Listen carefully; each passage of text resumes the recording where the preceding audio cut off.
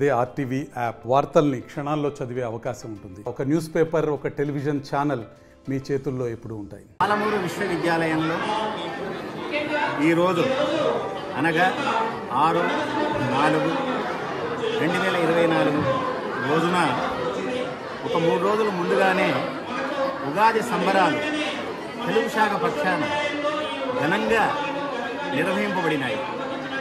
ఈ సంబరాల్లో ఉస్మానియా విశ్వవిద్యాలయం తెలుగు విశ్రాంత ఆచార్యుడైనటువంటి మసన చెన్నప్పను పాల్గొనడం నాకు చాలా ఆనందంగా ఉంది. సంబరం అంటే సంబరమే, అంబరం అంటే సంబరం నిజం చెప్పాలి అంటే. తెలుగంటే వెలుగంటాను, అట్లాగే ఈ సంబరాన్ని అంబరం అంటిందని కూడా చెప్పవచ్చు.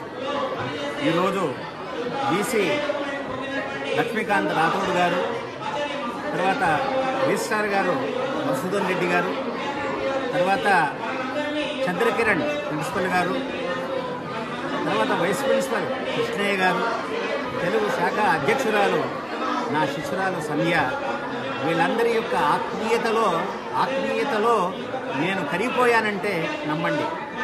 నిజంగా ప్రతి విశ్వవిద్యాలయంలో కూడా ఈ విధంగానే తెలుగు ఉగాది సంబరాలు జరగాలని కూడా నేను కోరుకుంటూ ఉన్నాను. నేను చాలా వరకు ఉగాది కవి సమ్మేళనంలో నేను పాల్గొంటాను, కానీ ఇక్కడ పాలమూరు విశ్వవిద్యాలయ తెలుగు శాఖ ఆధ్వర్యంలో జరిగినటువంటి కవి సమ్మేళనంలో 20 మంది విద్యార్థులు, అమ్మాయిలు అబ్బాయిలు పాల్గొని వారు కోకిలలై వారు చక్కని కంఠస్వరంతో వారు పద్యాలు వినిపించారు, పాటలు వినిపించారు, వచన కవితలు వినిపించారు.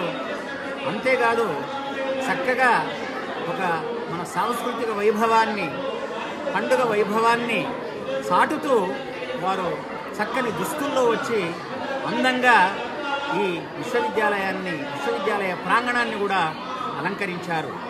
అందుకే అమ్మాయిలు వేసినటువంటి ముగ్గులను చూసి నేను పరవశించాను.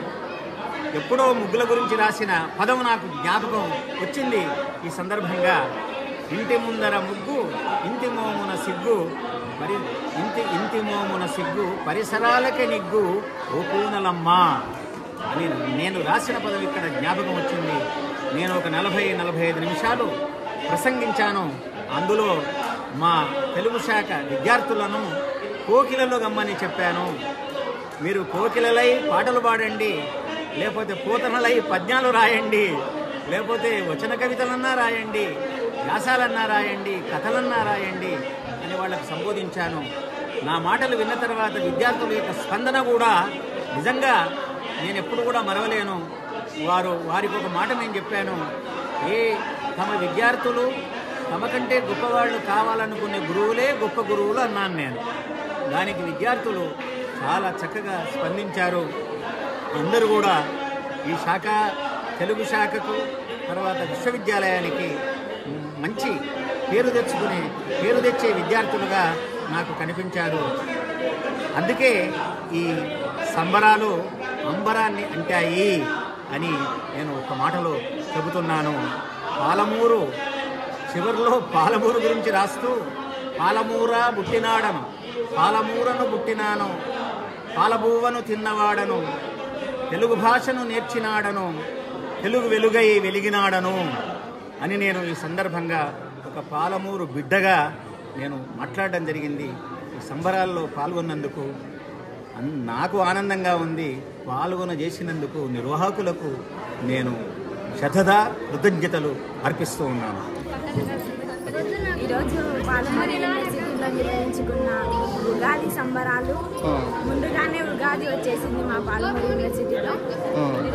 సంస్కృతి పండుగ కొత్త సంవత్సరం ఉగాదితో ప్రారంభమవుతుంది. అయితే ఈ ఉగాది పండుగని ముందుగానే పాలమూరు యూనివర్సిటీలో జరుపుకోవడం ఎంతో సంతోషకరంగా ఉంది.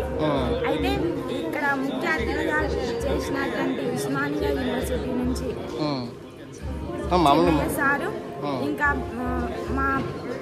మా కళాశాల యూనివర్సిటీ నుంచి PC sir, principal sir, vice principal sir రావడం, రిజిస్టర్ సార్ గారు రావడం ఎంతో సంతోషంగా ఉంది.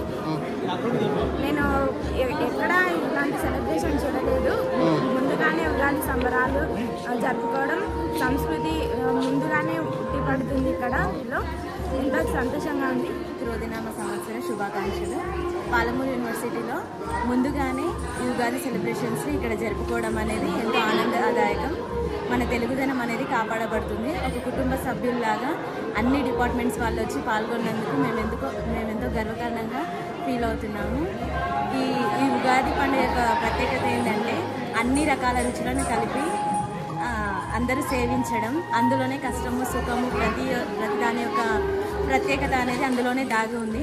అదే ఈ పండుగ యొక్క ప్రత్యేకత. రోజున ఇక్కడికి పెద్ద వాళ్ళందరూ విచ్చేసి ఈ ప్రోగ్రామ్ని ఎంతో ఘనంగా జరిపినందుకు చాలా ఆనందం. పాలమూరు విశ్వవిద్యాలయంలో తెలుగు శాఖ తరఫు నుండి ఉగాది సంబరాలు చేసుకోవడం జరిగింది. ఉగాదికి సంబంధించినటువంటి విషయాలను ఇక్కడికి వచ్చినటువంటి ప్రత్యేక అతిథిగా విశిష్ట అతిథిగా వచ్చినటువంటి డాక్టర్ మసల గారు చాలా చక్కగా తమ వైద్యాగానం చేయడం జరిగింది. ఉగాది అంటే శుభకృత నామ సంవత్సరానికి వీడుకోలు పలుకుతూ రాబోయేటటువంటి జ్యోతి నామ సంవత్సరానికి స్వాగతం పలుకుతూ పాలమూరు విశ్వవిద్యాలయంలో ఉగాది కంటే ముందే చాలా ఘనంగా ఉగాది వేడుకలు నిర్వహించుకోవడం జరిగింది. అదే ఉగాది పండుగ రోజు పచ్చడి ఉగాది పండుగ రోజు అంటే కాలంలో వచ్చేటటువంటి మార్పులకు అనుగుణంగా ఈ ఉగాది పండుగ యొక్క ప్రత్యేకత ఏంటంటే షడ్రుచులతో కూడినటువంటి ఉగాది పచ్చడిని చేసుకోవడం జరుగుతుంది. పులుపు, వగరు, ఉప్పు, కారం వీటన్నిటిని కలిపి 6 షడ్రుచులను కలిపి మరి పచ్చడి